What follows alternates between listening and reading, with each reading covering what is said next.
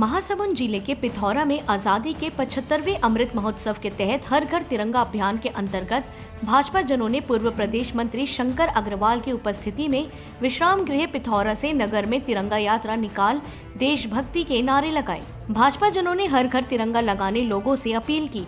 नगर सहित ग्रामीण अंचलों में भाजपा जनों को हर घर तिरंगा अभियान की जवाबदारी सौंपी गई है। आजादी के अमृत महोत्सव के अवसर पर देश के यशस्वी प्रधानमंत्री नरेंद्र मोदी जी की मंशा अनुरूप आज तिरंगा यात्रा पिथौरा में प्रदेश मंत्री शंकर अग्रवाल जी की उपस्थिति एवं वरिष्ठ नेताओं की उपस्थिति में निकाली गई।